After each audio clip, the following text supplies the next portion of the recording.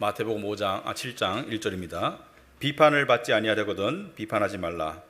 너희가 비판하는 그 비판으로 너희가 비판을 받을 것이요 너희가 헤아리는 그 헤아림으로 너희가 헤아림을 받을 것이니라. 어찌하여 형제의 눈 속에 있는 티는 보고 내 눈 속에 있는 들보는 깨닫지 못하느냐. 보라, 내 눈 속에 들보가 있는데 어찌하여 형제에게 말하기를 나로 내 눈 속에 있는 티를 빼게 하라 하겠느냐. 외식하는 자여, 먼저 내 눈 속에서 들보를 빼어라. 그 후에야 밝히 보고 형제의 눈 속에서 티를 빼리라. 아멘. 앉으시기 바랍니다. 기도하도록 하겠습니다. 하나님 아버지, 이 시간 저희들 또 하나님께서 예배로 불러주셔서 감사합니다.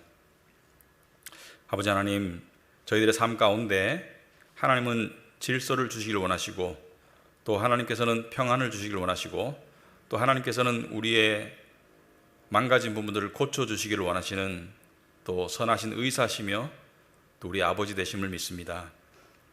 아버지 하나님, 오늘 또 주신 말씀 가운데 주님 우리를 사랑하셔서 이 말씀을 주셨다고 생각합니다. 이 말씀을 우리가 제대로 깨닫고 또 우리의 삶에 적용하고 또 이것이 복음과 어떻게 연관되어 있는지 우리가 깨달아 알 수 있도록 하시고, 그리하여 해서 저희들의 삶에 실제적인 변화가 나타나게 하옵시고, 그것이 우리 개인을 넘어서서 우리 가정과 또 교회 공동체 안에서 아름다운 열매를 맺을 수 있도록 주님 도와주시옵소서. 예수님 이름으로 기도합나이다. 아멘. 네, 오늘 이 6장까지 우리가 바라본 내용들은 이 개인적인 그 신앙생활에 관한 내용들이 주로 있었습니다. 기도 생활이라든지 또는 이 물질 생활 또는 경제 생활 여러 가지 개인적인 것들을 살펴보았다면, 오늘 7장부터는 관계 속에서의 이 신앙 생활을 이야기하고 있습니다. 그래서 다른 사람들과 관계 속에서 오늘 특별히 비판에 관한 이야기를 하고 있습니다. 그래서 이 율법을 통해서 예수께서는 여러 가지 가르침을 가르치시는데, 그 본질은 사랑이라는 것을 우리가 기억하고 오늘 말씀을 접할 수 있기를 바랍니다. 자, 1절에 보시면은 비판을 받지 아니하려거든 비판하지 말라 이렇게 말하고 있습니다. 비판을 받지 아니하려거든 비판하지 말라. 여러분, 비판은 인간의 굉장히 강한 본능 중에 하나입니다. 무슨 말이냐면은 아무도 가르쳐주지 않아도 모두가 잘하는 일이 인간의 본능입니다. 예를 들어서 거짓말도 인간의 이 죄의 본성 중에 하나죠. 어느 부모가 자식에게 거짓말은 이렇게 하는 거야 라고 가르치겠습니까? 하지만 그렇게 가르치지 않아도 나이가 들면 자기도 모르게 거짓말을 하게 되고 할 줄 안다는 것이죠. 비판도 마찬가지죠. 비판도 사람이 가지고 있는 본능 중에 하나예요. 아무도 비판하도록 가르치거나 장려하지 않지만 비판을 많이 하죠. 그런데 이게 인간의 본성이라는 것을 적나라하게 알 수 있는 것이, 여러분, 정치 무대를 보시면, 우리가 정치 뉴스를 볼 때, 특히 여당과 야당의 관계에서 볼 때 무슨 일을 하든지 간에 국가적인 어떤 재난이 닥치거나 이런 거 빼고 무슨 일을 하든지 간에 상대를 비난합니다. 상대를 비판합니다. 그러니까 비판하지 않을 수 있는 이 건덕지가 거의 없어요. 그러니까 어떤 사안이든지 간에 비판할 준비가 되어 있고 비판을 하게 됩니다. 왜냐하면 인간의 본성이기 때문에. 근데 이 인간의 본성이 자칫 잘못하면 우리 그리스도인에게 더 비판적인 그런 삶으로 나아가도록 만들 소지가 있어요. 왜냐하면 우리는 옳고 그름에 대한 좀 더 분명한 기준을 알고 있어요. 우리는 성경의 진리를 알고 하나님의 말씀을 알기 때문에 무엇이 옳은지 무엇이 잘못되었는지에 대한 좀 더 분명하고 좀 더 깊은 이해를 하고 있기 때문에 그것이 자칫 잘못하면 비판과 비난으로 발전하기가 쉬워요. 세상 사람들이 서로를 좀 덜 비판할 수 있습니다. 왜냐하면 자기의 죄를 정당화하기 위해서 남을 비판 안 할 수 있어요. 근데 우리도 인간이고 그 본능을 가지고 있고 또 더 나아가서 크리스천이기 때문에 오히려 더 할 수 있다. 그런데 비판은 건설적인 경우가 거의 없습니다. 건설적인 비판은 필요해요. 그런데 여기서 말하는 비판은 그런 비판이 아니고 파괴적이고 좀 악의적인 비판을 이야기하는 것이죠. 그래서 오늘 세 가지 제목으로 살펴보자. 비판의 본능에 대해서, 그래서 비판의 본능의 이유를 살펴보자. 왜 우리는 비판적인 본능을 가지고 살고 있나? 두 번째는 비판의 본능으로부터 벗어나려면 어떻게 해야 되는가? 그리고 세 번째는 비판의 대상이, 진정한 비판의 대상은 자신이 될 때 그것이 옳다라는 것을 이야기하고 있습니다. 첫 번째, 인간의 비판의 본능의 이유가 뭔가? 여러분, 왜 인간은 이 비판과 비난을 자연스럽게 하고 있는가? 여러분, 가정에서도 그런 경우가 많죠. 뭐 부모, 자식, 부부 간에 이렇게 서로 비난하고 비판할 때가 많습니다. 뭐 과거의 일, 현재의 일, 고쳐지지 않는 그런 습관들 여러 가지를 가지고 비난할 때가 있어요. 자기의 기대치에 맞추지 못한다고 비판할 때가 있고 비난할 때가 있습니다. 심지어 정죄할 때도 있고요. 직장에서도 직장 동료들 가운데 그런 일이 있을 수 있죠. 그리고 대놓고 하지 않는 것을 뒷담화라고 그러죠. 뒷담화라는 것은 뒤에서 비판하는 것이죠. 근데 교회 안에서도 그런 일들이 있을 수가 있어요. 자, 그런데 왜 인간은 비판의 본능을 가지고 있을까? 왜 가지고 있을까? 저는 이 문제를 오늘 1절과 2절에서 예수께서 아주 은근하게 그 근거를 예수님이 설명하고 있다고 생각합니다. 1절에 보시면은 비판을 받지 아니하려거든 비판하지 말라고 그랬어요. 그러니까 비판을 하면 비판을 받게 된다고 이야기하는 것입니다. 2절에 보시면은 너희가 비판하는 그 비판의 기준으로 너희도 비판을 받을 것이고 너희가 헤아리는 그 헤아림, 그러니까 너희가 헤아리는 그 기준으로 남을 헤아린다는 것은 남을 판단하는 그 판단의 기준으로 너희도 판단을 받을 것이다, 이렇게 이야기하고 있습니다. 그런데 그러면 우리가 비판을 하게 되면 누구로부터 비판을 받게 된다는 것인가? 물론 사람 사이에서도 내가 상대를 비판하면 상대도 나를 비판하게 되어 있습니다. 사람 사이에서도 내가 상대를 판단하면 상대도 나를 판단하게 되어 있어요. 그런데 여기서 예수께서 하시는 말씀에 이 근본적인 궁극적인 그 비판의 주체는 누구인가? 판단의 주체는 누구인가? 우리가 비판할 때 누구로부터 비판을 받는다는 것인가? 저는 이것을 좀 깊게 생각해 보면 모든 만물의 심판주 되시는 하나님과 연결되어 있다고 생각해요. 무슨 말이냐면은 여러분, 사람은 인식 속에서는 무신론자가 될 수 있어요. 나는 하나님이 없다고 생각해. 나는 하나님이 있다고 생각해. 인식 속에서는 그게 가능해요. 하지만 영의 세계에서는 불가능해요. 영의 세계에서는 모두가, 그리스도인이든 교회 안 다니는 사람이든 모두가 신이 있다는 것을 영은 알아요. 근데 영은 우리의 마음과 직접적으로 이 커뮤니케이션이 안 될 때가 많아요. 예를 들어서 사도 바울이 방언으로 기도하는 것을 향해서 뭐라고 했습니까? 영이 기도한다. 그런데 네가 그 소리를 들어도 무슨 뜻인지 모른다고 그랬습니다. 그러니까 영의 생각이 어떤 생각인지 모른다고 그랬어요. 그만큼 영은 무의식 속에 들어있는 어떤 그런 생각인데 그 속에서는 무신론은 존재하지 않아요. 교회 다니든 안 다니든 간에. 그래서 사람들이 장례식에 가거나 누군가가 사망하면 무신론자처럼 살고 신이 없다고 생각하던 사람들도 이런 말을 하죠. 좋은 데 가셨을 거야. 여러분, 좋은 데가 있다는 것은 진화론을 거부하는 것이고 좋은 데가 있기 위해서는 신이 있어야 돼요. 그리고 그분은 착하게 사셨으니까 아마 예를 들어서 특히 가족일 경우에는 무한히 긍정적으로 바라보죠. 지금 어머니께서, 아버지께서 천국에서 우리를 지켜보고 계실 거야. 종교생활을 하지 않는 분도 그런 말을 하죠. 왜 그렇습니까? 인간은 하나님의 형상으로 지음을 받았기 때문에 그 영의 세계에서는 무신론은 존재하지 않습니다. 그런데 인간에게는 하나님의 형상에 따라 지음을 받았기 때문에 양심이라는 마음의 잣대가 주어져 있어요. 그 양심을 가지고 우리는 도덕적인 판단을 하게 되어 있는데 양심이 무뎌질 수는 있죠. 그런데 여러분들이 생각해 보시면 심지어 믿음을 가지기 전에라도 착한 일을 하면 남이 보지 않아도 마음이 밝고 기분이 좋아요. 마음이 뿌듯해요. 왜 그렇습니까? 우리 영은 하나님을 인식하고 있기 때문에, 이것을 하나님이 아신다고 생각하기 때문에 마음이 나도 모르게 밝아지고, 반대로 나쁜 짓을 하면 아무도 몰라도 죄책감을 가지고 심지어 범죄를 저지르고 난 다음에 자수하는 사람도 있어요. 그 사람이 꼭 크리스찬은 아니에요. 왜? 마음이 너무 힘들어서 자수를 하게 돼요. 근데 나쁜 일을 하면 아무도 몰라도 마음이 불편하고 마음이 어두워요. 왜? 신을 인식하고 있기 때문에. 그래서 신에 대한 인식을 없애지는 못해요. 자, 그런데 비판은 어떤 역할을 하는가? 여러분, 우리는 하나님 앞에서 모두가 하나님의 비판과 비난을 받아야 된다는 것을 알고 있어요. 우리의 영은. 그렇죠? 하나님 앞에서 우리가 부족하다는 것을 우리가 인식적으로도 물론 알고 있어요. 여러분, 우리가 예수 믿고 용서받고 칭의를 얻었다는 것을 믿지만 마음 한구석에서는 항상 이런 찝찝한 생각이 떠나질 않아요. 하나님께 나는 부족해, 하나님께 나는 잘못 사는 사람이야 라는 생각을 가지고 있어요. 그런 속에서 불편한 마음을 한구석에 가지고 있어요. 물론 복음으로 해결해야 됩니다. 그것이 옳은 건 아니에요. 근데 그것을 해결하기가 쉽진 않아요. 마음 한구석은 항상 찝찝해요. 그런데 비판은 어떤 역할을 하는가? 두 가지 역할을 합니다. 하나님과의 관계 속에서, 또 다른 사람들과의 관계 속에서 두 가지 역할을 해요. 첫째는 화살 돌리기가 돼요. 무슨 말이냐면은 나를 향한 비판의 화살을 다른 사람에게 향하도록 만드는 역할을 해요.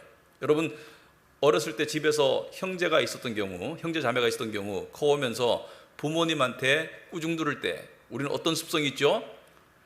동생이나 오빠나 누나를 가르치면서 형제가 더 잘못했다고 일러 바치면서 비난하면서 자기를 향한 비난을 희석시키려고 하는 그러한 역할을 한 적이 있죠.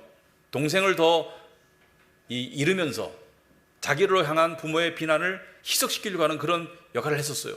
선생님한테 꾸중 들을 때 학생들이 동시에 불려갔을 때 어떻게 합니까? 누가 더 잘못했는지를 부각시키면서 자기를 향한 비난의 강도를 감소시키려는, 희석시키려는 그런 역할을 했었어요. 비난은 어떤 역할을 하냐면은, 남을 향한 비판은 어떤 역할을 하냐면은, 마치 아담과 하와가 선악과를 따먹고 난 다음에 아담은 하와를 비난했고 하와는 사탄을 비난했습니다. 그리고 이렇게 말했어요. 당신이 나에게 주신 이 여자 때문에 내가 선악과를 따먹었습니다. 심지어 하나님을 비난했어요. 그래서 비판은 자기를 향한 비판의 정당한 화살을 다른 사람에게 돌리고 희석시키는 역할을 하고 있어요. 그렇게까지 생각은 안 해보셨을지 모르겠지만 그런 역할을 하고 있어요. 또 중요하게 남을 손가락질하면서 사람은, 특히 종교인은 상대적인 의의를 형성하려고 합니다. 소위 나는 저 사람 같지 않아 이렇게 얘기하는 것이죠. 상대를 비난함으로써 스스로 상대적인, 비교적인 의의를 구축하는 효과가 있어요. 우리 이런 느낌이 있죠. 뭔가 되게 잘못한 사람을 이렇게 뒷담화하거나 다른 사람과 함께 비난하면서 또 그 사람을 직접 대놓고 비난하면서 뭘 느낍니까? 나는 옳다라는 그런 자기의의 의식이, 인식이 싹 트죠.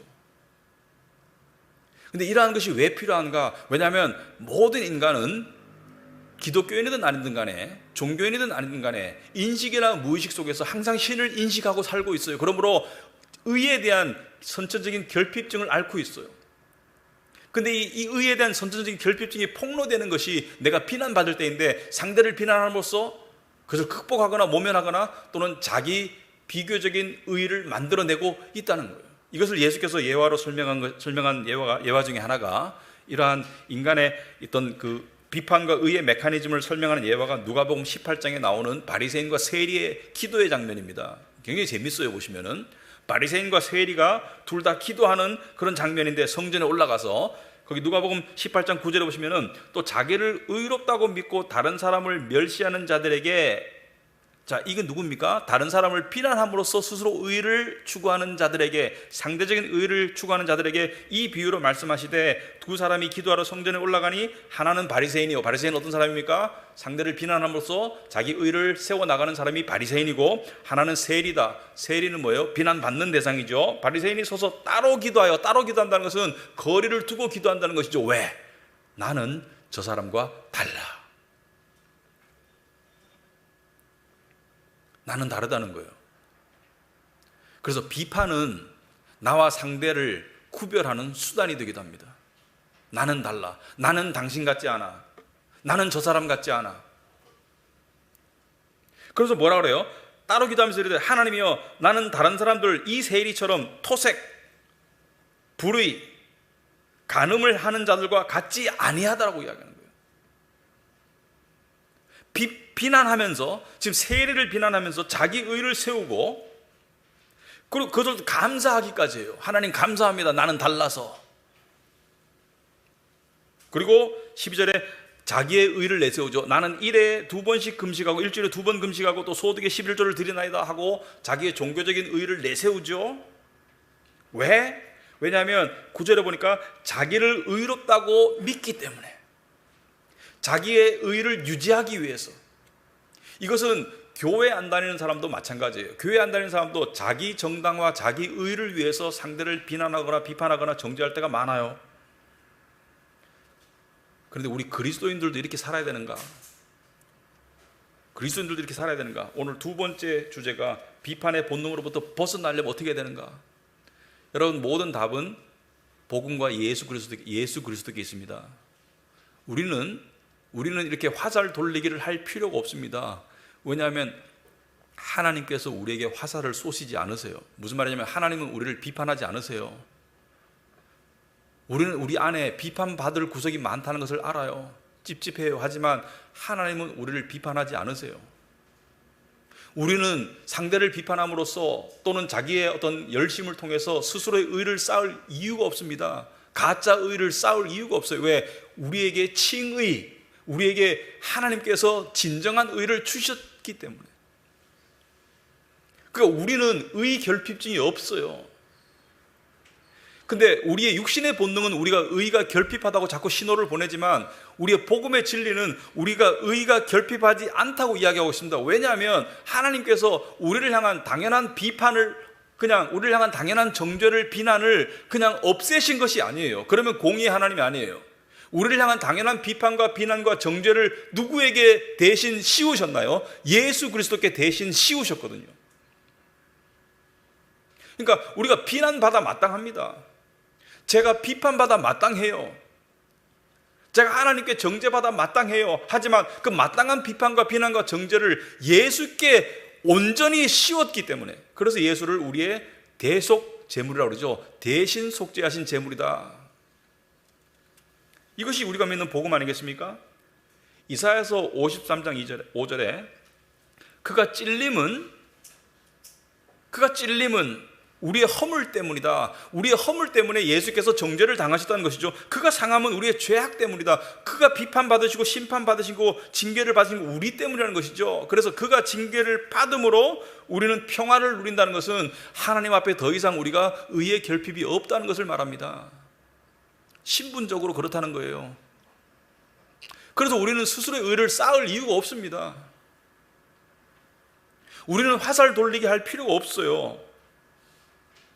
그가 채찍에 맞음으로 우리가 나음을 받았도다. 그 결과 예수 믿는 성도들에게는 더 이상 최종 심판주 되시는 하나님으로부터, 물론 인간의 비판과 비난은 피할 수 없습니다. 하지만 최종 심판주 되시는 하나님으로부터 비판과 비난과 정죄가 있어요, 없어요?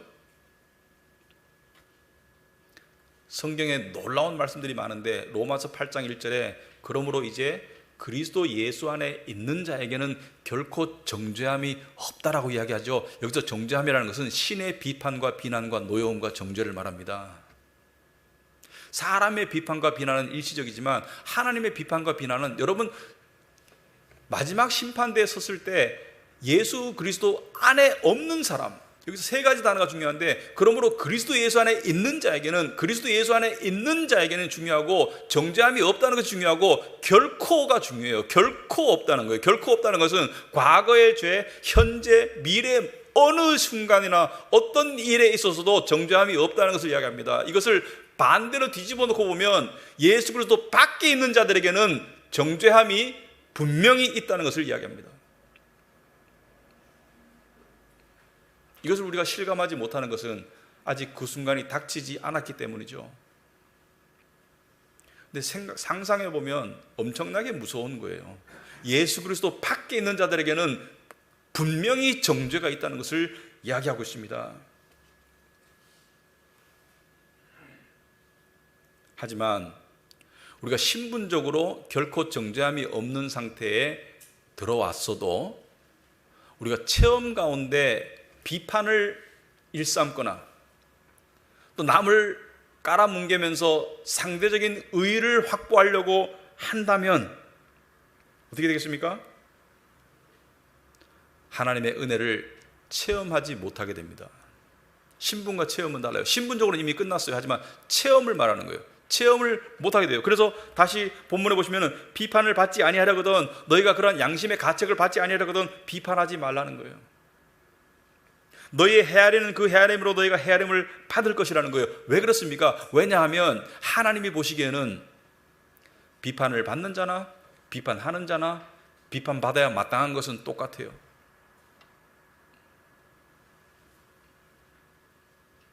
사도 바울이 로마서 2장 1절에 이렇게 말하고 있습니다. 여러분, 이건 사람이 쓸 수 없는 거예요. 성령의 은혜로, 성령의 조명으로 쓸 수 있는 그런 말입니다. 그러므로 남을 판단하는 사람아, 누구를 막론하고 네가 핑계하지 못할 것은 남을 판단하는 것으로 네가 너를 정죄한다. 무슨 말입니까? 남을 찌르는 칼로 네가 너를 찌르고 있다. 왜? 너도 똑같기 때문에. 죄의 종류가 다를 뿐이지 죄라는 것을 짓고 사는 것은 똑같기 때문에. 어떤 사람은 자기의 죄에 대해서는, 자기가 짓는 종류의 죄에 대해서는 관대한데 자기가 안 짓는 죄를 짓는 다른 사람에게는 한없이 이 비판적이고, 그러니까 어떻게 보면 나는 다른 종류의 죄를 짓고 있을 뿐인데 자기와 같은 종류의 죄에 빠진 사람을 향해서는 관대하고, 자기가 짓지 않는 죄를 짓는 다른 종류의 죄를 짓는 사람에게 대해서는 한없이 이 정죄하고 또 판단하고 그런 경우가 있어요. 교회 안에, 지금 우리 교회를 말하는 게 아니에요, 간혹 그런 분들이 있습니다.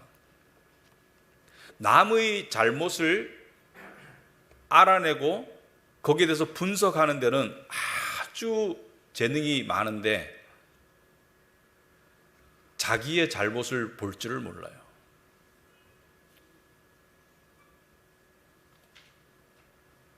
근데 이런 분들은 특징이 의의 결핍을 복음 안에서 해결하지 않고, 지식적으로는 알지 몰라도 그 심령 속에서 복음 안에서 해결하지 않고, 해결하려면 어떻게 해야 돼요? 나중에 살펴보겠지만 자기 죄를 볼 줄 알아야지 복음을 믿을 수 있거든요. 사실은 제가 곧 나중에 설명하겠습니다만은, 그러다 보니까 그 의를 확보하려는 그런 본능적인 그러한 몸부림 속에 어떻게 하냐면 남을 자꾸 비판하고 비난하고 정죄해요. 근데 안타까운 것은 그 메커니즘을 끊지를 못해요. 그래서 결국 어떻게 합니까? 한 공동체에서 실망하고 사람들과 사이가 갈라져서 뛰쳐나가고 다른 공동체로 또 가고, 그 일이 계속 반복이 돼요. 그런데 안타까운 것은 거의 죽을 때까지 그 악순환의 고리를 끊지 못하는 경우가 있어요. 이런 경우가 왜 생깁니까? 왜 생기냐면은 3절에 예수께서 이렇게 말씀하시고 있습니다. 어찌하여 형제의 눈 속에 있는 티는 보고 네 눈 속에 있는 들보는 깨닫지 못하느냐. 여러분, 들보는 통나무예요. 엄청 큰 거고 티는 티끌이 작은 거예요. 여기서 예수께서 하시는 말씀은 네가 더 문제가 많다라는 것보다는 저는 이렇게 생각합니다. 네 문제를 더 크게 보아라. 보라, 네 속에 들보가 있는데 어찌하여 형제에게 말하기를 나로 네 눈 속에 있는 티를 빼게 하라 하겠느냐. 무슨 말입니까? 나한테 있는 문제는 가만두고 왜 다른 사람의 문제만 문제 삼고 있느냐. 자, 이런 부류의 사람이 되면 어떻게 됩니까? 남을 비판하고 비난하고 정죄하는 데는 굉장히 도가 텄어요. 말도 들어오면 말도 잘해요. 이런 분들은 굉장히 분석적이고 예리해요. 근데 어떤 특징이 있습니까? 첫째는 이런 분들은 아주 똑똑하고 논리적입니다. 아주 사리에 밝아요. 그 말투가. 근데 무슨 문제가 있습니까? 둘째로 자기 잘못은 인정하지 않거나 인정하더라도 겉으로 하는 신용이지 진심의 인정을 안 하더라고요. 정말 안타까워요. 진심에서 자기 잘못을 볼 줄을 몰라요. 그래서 어떤 특징이 있습니까? 이런 분들은 이런 말이 안 나와요. 진심으로 미안합니다, 제 잘못입니다, 이런 말이 안 나와요. 그러니까 미안합니다, 제 잘못이다라는 말을 해놓고도 후회하는 분들이 있어요. 나는 안 미안한데 왜 미안하다고 말했을까? 정말로 미안하고 제 잘못인 것을 깨닫는 사람은 남을 판단하는 쪽으로 가지 않습니다. 그렇다면 가족이나 또는 교회 공동체나 또는 어디 집 어디 집단에서 누군가가 잘못을 했어요. 그럼 그냥 눈 감아주고 모른 척하고 거기에 대해서는 아무 말도 하지 않아야 되는가? 그걸 말하는 건 아니에요. 비판과 분별은 다른 거예요. 비판과 분별은 다른 거예요. 분별은 좋은 거예요. 어떤 상황이 잘못된 것이라면 그것을 분별하고 그것을 지혜롭게 해결하는 것은 필요하고 좋은 거예요. 그럼 비판과 분별은 어떻게 해서 될 수 있는가? 예수께서 답을 주셨어요. 5절에 외식하는 자여, 먼저 네 눈 속에서 들보를 빼어라. 그 후에야 밝히 보고 형제의 눈 속에서 티를 빼리라. 여기서 티를 빼지 말라고 안 했습니다. 티를 빼라고 말하고 있습니다. 무슨 말입니까? 해결하라는 것이죠. 근데 해결의 순서가 뭐예요? 네 눈 속에 들보를 먼저 볼 줄 알아라는 것이죠. 무슨 말입니까? 너의 부족함과 잘못을 더 크게 인식할 줄 알아라는 거예요. 여러분, 우리는 사람이 잘못할 때 그것으로 인해서 내가 방해받고 내가 힘들고 내 마음에 불편할 때 상대를 비판하는 것에 급급한데 본능적으로 예수님의 말씀은 뭐예요? 상대의 잘못이 분명히 있다. 하지만 그것을 통해서 하나님께서 너를 고치려고 한다는 것을 먼저 깨달으면 그래서 그것이 고쳐지고 나면 그 다음에 상대의 눈에서 티를 빼는데 지혜롭게 은혜롭게 할 수 있다는 것을 이야기하고 있습니다. 여러분, 타인을 비판하는 그런 스피릿이, 그런 심령이 자기 성찰로 가기 위해서는 반드시 거쳐야 되는 불편한 과정이 있습니다. 바로 자기 마음이 무너져야 돼요. 이걸 사람들이 원하지 않죠. 자기 마음이 무너진다는 것은 이것은 이론적인 것이 아니고 실제적으로 마음이 아파요. 마음이 슬퍼요. 억울할 수도 있어요. 근데 자기 타인 비판에서 자기 성찰로 가기 위해서는 자기 마음이 무너지지 않으면 안 돼요. 근데 그 무너지는 속에 은혜가 있는 거예요. 왜? 그 무너진다는 것은 자기 십자가를 지는 것이거든요. 예수께서 자기를 부인하고 십자가에 지셨듯이 우리가 십자가에 질 때 비로소 부활하는 것이거든요. 십자가에서 죽을 때 비로소 달라지는 것이거든요. 그래서 이게 정말로 필요해요. 이게 정말로 필요한 것인데 이게 어렵습니다. 왜 어렵습니까? 왜 어렵냐면 사람은 본능적으로 자기에게는 한없이 관대하고 다른 사람에게는 한없이 까다로워요. 다른 사람에게는 엄격한 잣대를 갖다 대는데 자기를 향해서는 한없이 너그러워요. 그럴 수 있지 이래요. C.S. 루이스가 이렇게 말했습니다.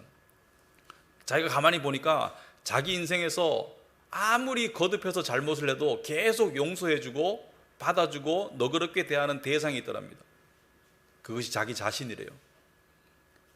다른 사람은 한 서너 번 잘못하면 그냥 비난하고 더 이상 잘못하면 그냥 단절해버리고 없는 사람 취급하는데 자기 자신만큼은 계속 잘못해도 너그럽게 용서한다는 거예요. 그게 바로 자기 자신이다. 예수께서는 뭐라 그래요? 거꾸로 하라는 거예요. 거꾸로. 자기에게 엄격하게 잣대를 재라는 거예요. 그러기 위해서는 타인 비판에서 자기에게 엄격한 잣대를 재는 자기 성찰로 가기 위해서는 뭐예요? 자기의 마음이 무너져야 돼요. 이 설교를 준비하면서 제가 이런 생각이 들었습니다. 제가 결혼 생활 초기에 좀 힘들었습니다. 뭐냐면 여러분 결혼하신 분들은 아실 거예요. 결혼하면 상대가 이것을 고치면 우리의 결혼이 나아질 텐데 이런 생각을 많이 해요. 상대가 이 부분이 좀 달라지면 나아질 텐데 데이트하는 경우도 마찬가지죠. 데이트하거나 관계 속에 보면 이 부분만 고치면 우리 결혼 생활이 나아질 텐데 라고 해가지고 상대의 잘못을 크게 보고 그것을 자꾸 따지고 비판하고 비난하고 그리고 협박까지 하죠. 그러다 보니까 서로가 서로를 비난하다 보니까 당연히 싸움이 될 수밖에 없습니다. 당연히 사이가 갈라질 수밖에 없어요. 근데 하나님의 은혜로, 저희의 노력이 아니고요, 전혀 하나님의 은혜로 언제부턴가 복음을 깨닫기 시작하니까 내 잘못이 보이기 시작하더라고요. 서로의 잘못이 보이기 시작해서 어떤 일이 생겼을 때 내가 미안해 라는 말이 먼저 나오게 되더라고요. 둘 중에 누군지 모르겠지만 내가 미안해. 그래서 참 감사한 것은 우리가 마지막으로 다툰 게 언젠지 모르겠어요. 저는 그럴 수 있는 사람이 못 돼요. 하나님의 은혜예요. 근데 그 은혜의 핵심이 뭐냐? 바로 복음입니다. 복음. 복음 때문에 그게 가능한 거예요. 그럼 복음은 뭐죠? 여러분, 복음은 이것입니다. 어떠한 경우에도 하나님이 예수님이 우리를 버리지 않는다는 거예요. 어떠한 경우에도 우리를 향한 인정의 강도를 조금이라도 줄이지 않는다는 거예요. 여러분, 어떤 대단한 죄인도 예수께서 결코 버리지 않는다는 거예요. 버리지 않는다는 것은 이것을 내포합니다. 거리를 두지 않는다는 거예요. 우리 생각합니다. 버리지는 않으시겠지. 하지만 거리는 두시는 것 같아. 하나님이 거리를 두시는 게 아니에요. 어떤 오래된 죄인도 하나님이 우리를 버리지 않으세요. 그리고 어떤 자주 넘어지는 죄인도 하나님이 거리를 두지 않습니다. 여러분, 하나님의 은혜가 왜 은혜입니까? 우리가 훌륭하고 우리가 올바라서 하나님이 은혜를 베푸시면 그 은혜 아니에요. 하나님의 은혜가 은혜인 이유는 우리가 죄가 있기 때문이에요. 예수는 죄 때문에 우리에게 오신 거예요.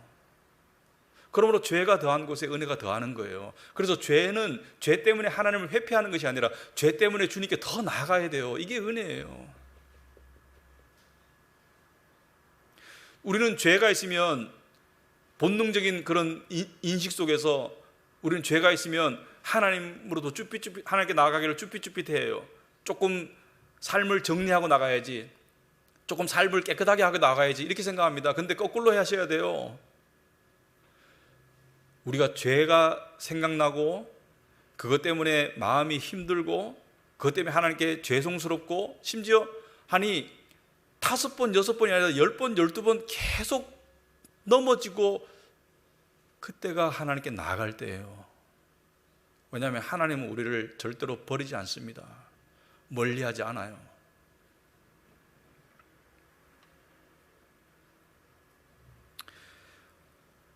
이것을 깨달아가면 이런 변화가 있을 겁니다.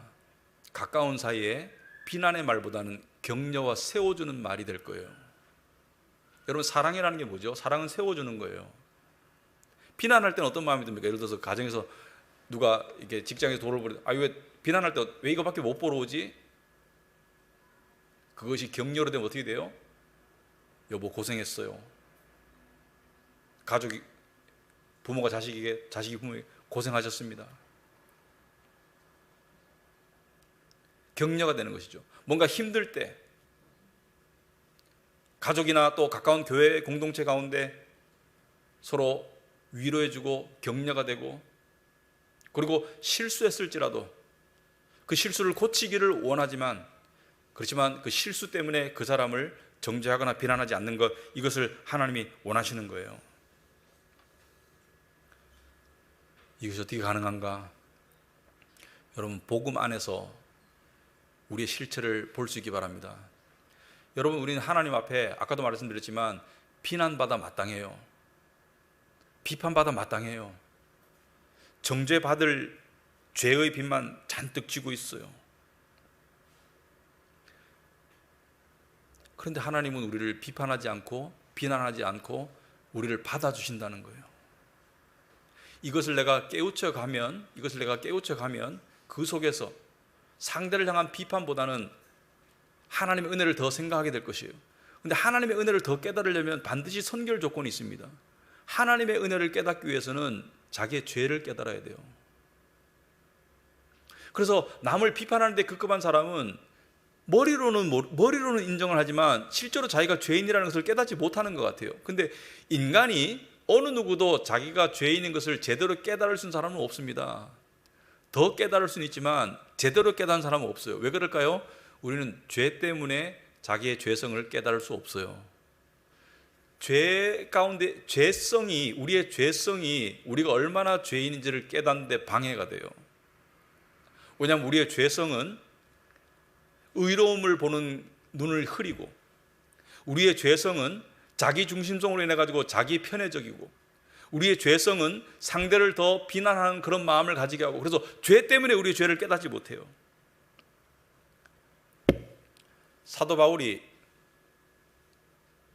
우리 신앙인의 입장에 봤을 때는 사도 중에 사도고 희생적이고, 그리고 사도로 살다가 순교했습니다.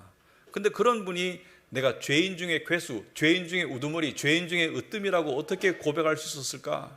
그것은 진리를 통해서 하나님을 깨닫고 자기 자신을 깨달아 가면서 깨달음의 경지에 이르렀다는 것을 이야기하고 있습니다. 그 깨달음의 경지에 이르면 자기의 죄가 크게 보이고 적나라하게 보이고, 그렇게 되면 어떻게 될까요? 죄가 더한 곳에 은혜가 넘치는 거예요. 로이드 존스 목사님이 이렇게 말했습니다. 여러분은 절대로 자신이 죄인이라는 사실을 제대로 느끼지 못할 것입니다. 왜냐하면 우리 안에는 본능적으로 자신의 죄에 대한 정죄를 방어하려는 방어 기질이 있습니다. 무슨 말입니까? 남을 비판하고 또 자기 의를 구축해서 그것을 방어하려는 방어 기질이 있고, 동시에 우리는 스스로에게 아주 관대하기 때문입니다. 정말로 우리가 죄인이라는 사실을 제대로 깨닫는 길은 딱 한 가지밖에 없습니다. 그것은 하나님에 대한 개념이 어렴풋이나마 살아야 됩니다. 살아 있어야 합니다. 다 연결되어 있습니다. 하나님을 깨달아야지 자기의 죄를 깨닫고, 자기의 죄를 깨달아야지 복음의 은혜를 깨닫고, 복음의 은혜를 깨달아야지 비판하는 쪽이 아니라 자기 성찰로 나가게 되겠습니다. 특히나 이 부분을 조심하기 바랍니다. 내가 짓는 종류의 죄에 대해서는 한없이 관대한데, 내가 안 짓는 죄의 종류에 대해서는 한없이 비판적일 때가 있습니다. 조심하셔야 됩니다. 저도 마찬가지고요. 우리는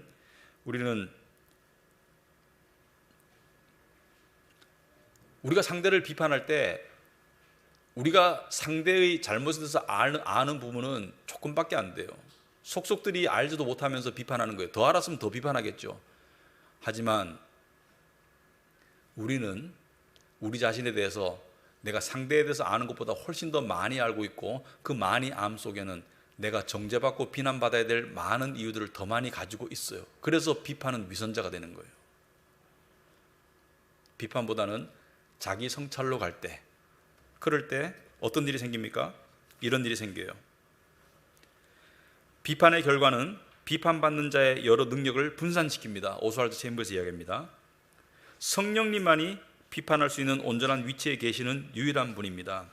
성령님만이 상처나 억울함이 없이 무엇이 잘못되었는지를 보게 해주고 심지어 고치게 해준다는 거예요. 그래서 자기 성찰이 있고 성령의 인도하심을 따라서 질서 있고 의로운 접근을 통해서 상대가 고쳐지도록 하는 것, 누구를 다치게 하지 않고 고치도록 하는 것이 하나님께서 고치시는 그러한 방법이다. 그러한 것을 우리의 삶 가운데, 특별히 가정과 또 교회 공동체 안에서 우리가 살아가는, 적용해가는 그런 삶이 되기를 축원합니다. 기도하겠습니다. 하나님 아버지, 오늘 말씀을 통해서 다시 한번 두 가지를 알려주심을 감사합니다. 우리의 죄성을 알려주셔서 우리가 죄인인 것을 다시 한번 깨닫게 하심을 감사합니다. 또한 동시에 우리에게 주어진 은혜를 깨닫게 하심을 감사합니다. 우리는 마땅히 비판받고 비난받고 정죄받아야 될 그런 죄인들인데, 우리가 알고 상상하는 그 이상으로 훨씬 더 죄인인데, 우리가 감당할 수 없는 놀라운 은혜를 우리에게 쏟아 부어 주셨음을 감사합니다. 그 주님께서 그 은혜 가운데 머무르려면, 그 은혜 가운데 살아가려면, 특별히 율법의 요구인 사랑을 이루려면 비판하지 말고 자기 성찰로 나아가라고 하고 있습니다.